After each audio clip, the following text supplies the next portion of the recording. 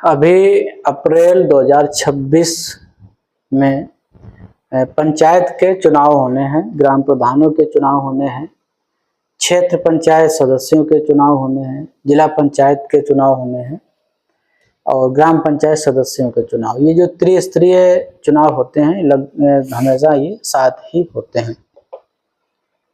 गांव में चर्चा सिर्फ ग्राम प्रधान के चुनाव की ही होती है, कभी ग्राम पंचायत सदस्यों के चुनाव की नहीं होती है।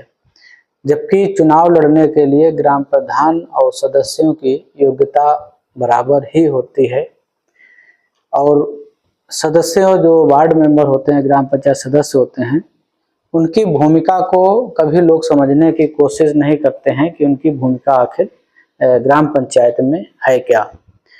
भूमिका की अगर हम बात करें तो ग्राम पंचायत में जो प्रधान होता है, प्रधान जब चुना जाता है उसको कार्य करने के अधिकार तभी मिलते हैं जब ग्राम पंचायत का गठन हो जाता है।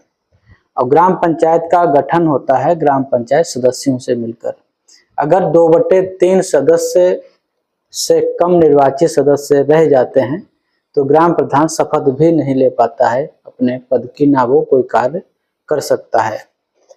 तो ज़्यादातर गांव में ये देखा जाता है कि लोग ज़्यादा ग्राम पंचायत सदस्य के चुनाव लड़ने में रुचि नहीं रखते हैं। जो प्रधान ही होते हैं वो अपने स्तर से ही सारे सदस्यों के पर्चे वगैरह भरवा देते हैं और लोगों को पता भी नहीं लगता है कि कौन वार्ड मेंबर चुना गया है। तो अगर आप वार्ड मेंबर का चुनाव लड़ना चाहते हैं निष्पक्ष के मतलब किसी प्रत्याशी के सहयोग के बिना आपको चुनाव का लड़ना है, तो आपको क्या योग्यता आपकी होनी चाहिए, क्या कागज आपके पास होने चाहिए, ये इस वीडियो में हम आपको बता रहे हैं। एक तो आपको भारत का नागरिक होना चाहिए, दूसरा आपकी उम्र जो है वो 21 वर्ष की हो चुकी हो और जिस भी ग्राम पंचायत में आप वार्ड मेंबर के रूप में चुनाव लड़ना चाहते हैं तो वहाँ की मतदाता सूची में आपका नाम होना चाहिए। आप अपने वार्ड के अलावा किसी भी वार्ड से आप चुनाव लड़ सकते हैं, बशर्ते कि उस वार्ड का समर्थक आपका हो, जो समर्थन कर रहा हो वो वहाँ का होना चाहिए। क्या चीज़ें हैं जो वंचित आपको करती हैं चुनाव लड़ने से?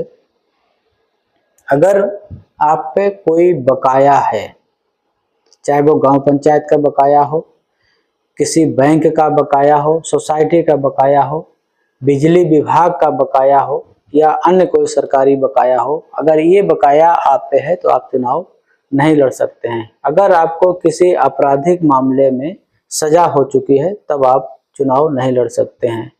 अगर आपको सरकार ने दिवालिया घोषित किया है तब भी आप चुनाव नहीं लड़ सकते हैं। पर्चा भरने से पहले आप देख लेना आपके पास अपना आधार कार्ड हो, वोटर लिस्ट में नाम हो और जाति प्रमाण पत्र होना चाहिए। जाति प्रमाण पत्र इसलिए, अगर आप आरक्षित सीट से चुनाव लड़ रहे हैं तो आपको आरक्षण का लाभ लेने के लिए जाति प्रमाण पत्र प्रस्तुत करना पड़ेगा। निवास का प्रमाण पत्र आपको देना पड़ेगा। पर्चा, फीस हो गई, ये सारी चीजें उसमें उसी समय होती हैं। एक शपथ पत्र भी आपको देना पड़ता है कि जो भी विवरण हमने भरा है वो सही है, मेरी जानकारी में कोई गलत नहीं है, कोई तथ्य छिपाया नहीं गया है। अगर ऐसा कुछ पाया जाता है तो हमारा पर्चा निरस्त कर दिया जाए। तो ये शपथ होता है। महत्व तो बहुत सारा होता है। गांव पंचायत की जो समितियां होती हैं वो समितियों के अध्यक्ष सदस्य ही होते हैं, सदस्य उसमें भूमिकाएं निभाते हैं, लेकिन सदस्यों की निष्क्रियता की वजह से कोई भी ना बैठक होती है ना उनका कोई महत्व मिलता है। 1-2 लाभ और हैं। एक तो पंचायत कल्याण कोष से अगर किसी सदस्य की आकस्मिक मृत्यु होती है अपने पद पर रहते हुए तो उस सदस्य को सरकार 2 लाख रुपए देती है। साथ ही साथ बैठक भत्ता भी 100 रुपए दिया जाता है ग्राम पंचायत सदस्य को। तो ये आज ग्राम पंचायत सदस्य के बारे में ये हमारा वीडियो था।